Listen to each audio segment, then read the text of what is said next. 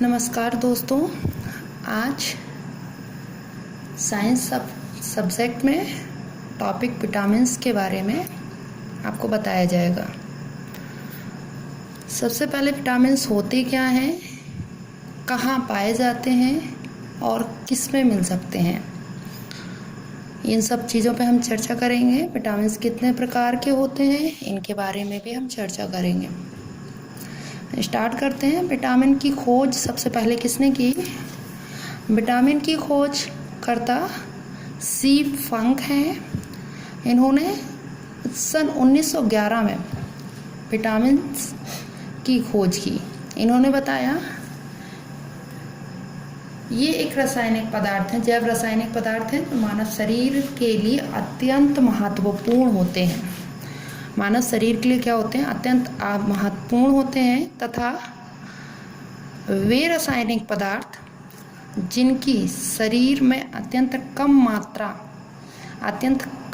आवश्यकता होती है या अत्यंत कम मात्रा में आवश्यकता होती है, उन्हें हम विटामिन्स कह सकते हैं। ये मानव शरीर में विटामिन ए को छोड़कर, विटामिन के को छोड़कर और विटामिन्स हमें खाद्य पदार्थों से प्राप्त होते हैं। इन्हें हम केवल खाद्य पदार्थों के द्वारा या भोज्य पदार्थों के द्वारा ही ले सकते हैं, इनको शरीर में बनाया नहीं जा सकता। विटामिन्स के अगर हम प्रकारों की बात करें, विटामिन्स दो प्रकार के होते हैं। विलेयता के आधार पर, विलेयता यानी कि घुलने के आधार पर। अगर हम पानी में घोलें तो विटामिन बी और सी केवल विटामिन्स, दो विटामिन ऐसे हैं जो जल में घुलते हैं। विटामिन ए, डी, ई, के ये वसा में घुलनशील होते हैं। तो अगर आपसे क्वेश्चन पूछा जाए जल में घुलनशील विटामिन्स के नाम बताएं, तो आप यहाँ इस स्क्रीनशॉट भी ले सकते हैं। ये आपका इम्पोर्टेंट है क्वेश्चन, यहाँ से 1 नंबर का बनेगा कि जल में घुलनशील विटामिन कौन कौन से हैं। तो आपको याद रखना है बी और सी। वसा में घुलनशील विटामिन कौन कौन से हैं? ए, डी, ई, के। अगला क्वेश्चन, पहला क्वेश्चन आपका 1 नंबर का यहाँ से ये बनेगा कि जो विटामिन की खोज करता वो कौन है। दूसरा क्वेश्चन आपका ये बनेगा जल में घुलनशील विटामिन कौन से हैं, वसा में घुलनशील विटामिन कौन से हैं, ये आपको नाम याद करने पड़ेंगे। इसके बाद हम बात करते हैं जो विटामिन की खोज सी फंक ने की, वो उन्होंने अल्फ़ाबेट्स के आधार पे की। ए, बी, कोई देखते हैं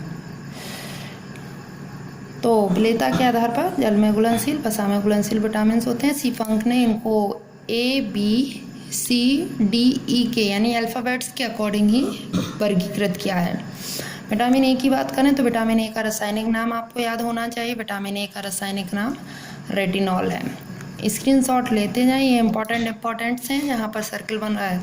ये हमें प्राप्त किस किस से हो सकता है? मछली के तेल, मछली के जो यकृत का तेल निकलता है उससे प्राप्त होता है। अंडे की जर्दी से मिलता है, फल से मिलता है, गाजर से प्राप्त होता है, लीवर से प्राप्त होता है, यकृत से प्राप्त होता है, किडनी से भी मिलता है, मक्खन, दूध, पनीर आदि से प्राप्त होता है।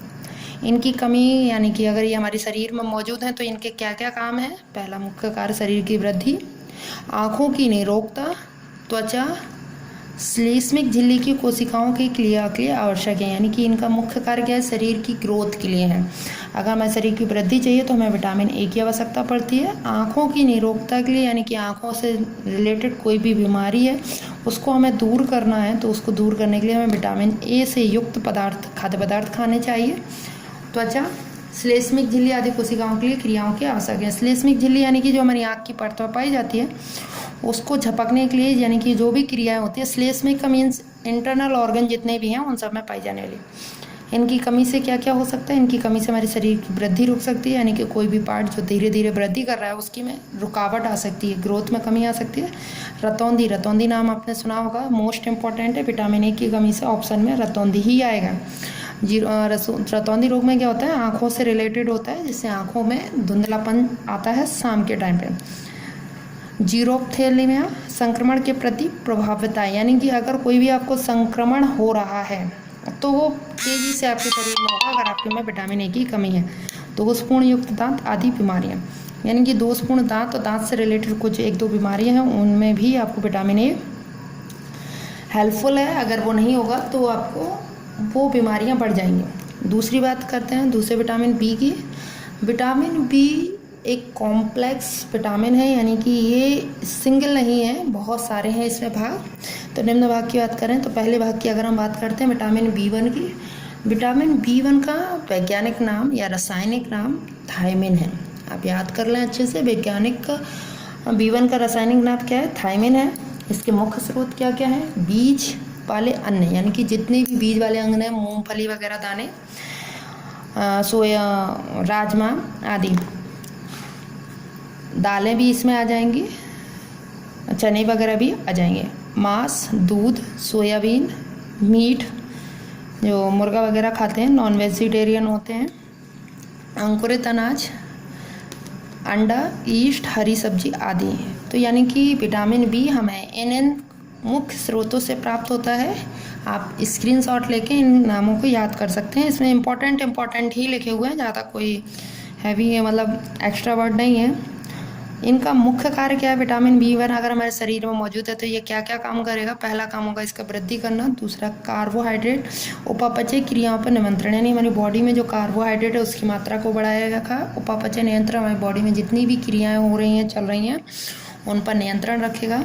हृदय, तंत्रिका और पेशियों की सक्रियता के लिए भी आवश्यक है, यानी हमारे हृदय की जो भी एक्टिविटीज़ हैं, तंत्रिका यानी दिमाग की जो भी एक्टिविटीज़ हैं, पेशियों की जो भी सक्रियता है, उन सब में हेल्पफुल है हमारा विटामिन बी1।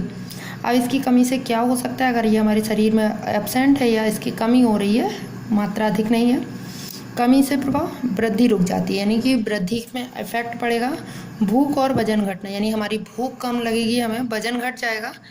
तंत्र का विकास होगा, यानी कि हमारे दिमाग का विकास होगा। वेरी रोग स्पेशल है, इसमें विटामिन बी1 की कमी से पूछा जाता है कौन सा रोग होता है स्पेशल, वेरी।